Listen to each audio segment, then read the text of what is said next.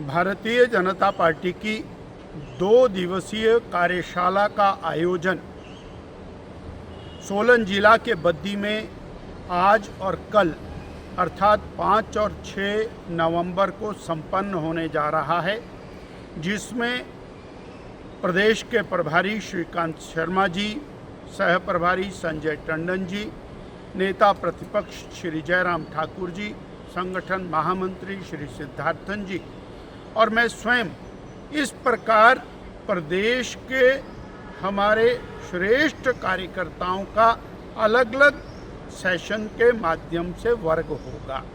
पहला वर्ग युवा मोर्चा, महिला मोर्चा, किसान मोर्चा, अनुसूचित मोर्चा, ट्राइबल मोर्चा, अल्पसंख्यक मोर्चा, इस प्रकार जो हमारे 7 मोर्चे हैं, उन मोर्चों को चाक चौबंद करते हुए समाज के प्रत्येक वर्ग में भारतीय जनता पार्टी हमारा विचार उसका विस्तार करने की योजना को लेकर हमारा पहला सेशन संपन्न होगा।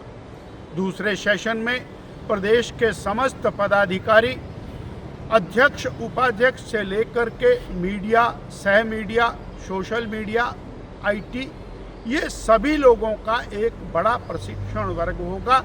आने वाले समय में पार्टी को किस तरह से और चुनाव के लिए पूरी तरह चाक चौबंद किया जाए।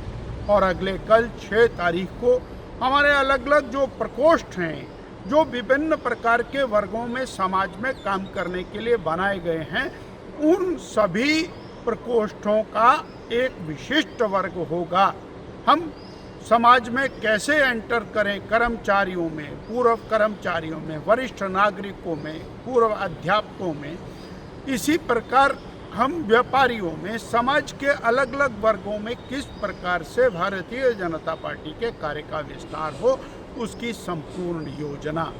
अर्थात यूँ कहा जाए कि ये 2 दिन की कार्यशाला के साथ आने वाले चुनाव के लिए हम टेक ऑफ की तैयारी के ऊपर आ गए हैं। हमारा बूथ लेवल से लेकर प्रदेश स्तर का संगठन वो पूरी तरह से चाक चौबंद हो चुका है। और ये यूं कि 3 साल पहले झूठ, फरेब और धोखे का एक आवरण ओढ़कर सत्ता में कांग्रेस पार्टी आई और 3 साल से उन्होंने बेरोजगार युवकों को, हमारी बहनों को, माताओं बुरी तरह से त्रस्त किया, ठगा।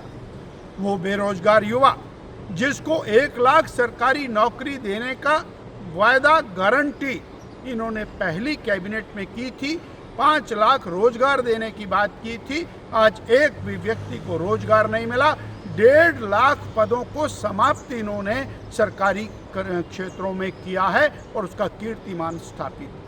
संस्थानों को बंद करने का काम इस सरकार ने खूब जोर से किया, यानी रोजगार के अवसरों को पूरी तरह से समाप्त किया। 28 लाख बहनें आज भी 1500 रुपया महीना की इंतजार कर रही, यानी लगभग 50,000 रुपया एक बहन के ऊपर, बहन का कर्ज सरकार के ऊपर चढ़ गया है। इसी प्रकार से किसानों के साथ इन्होंने धोखा किया। बड़ी मात्रा में लोन लेने के बाद, कर्ज लेने के बाद भी हिमाचल प्रदेश का विकास पूरी तरह से ठप हो गया। सारी सड़कें टूटी हुई हैं, पेयजल योजनाएं टूटी हुई हैं। आपदा का प्रबंधन जिस और गलत तरीके से किया गया, हजारों परिवार आज भी बेघर होकर के बैठे हुए हैं। आपदा प्रबंधन के अंदर भाई भतीजावाद, सरकार के संचालन में भाई भतीजावाद, यूं कहा जाए कि ये सरकार आज तक के इतिहास की सबसे निकम्मी सरकार है।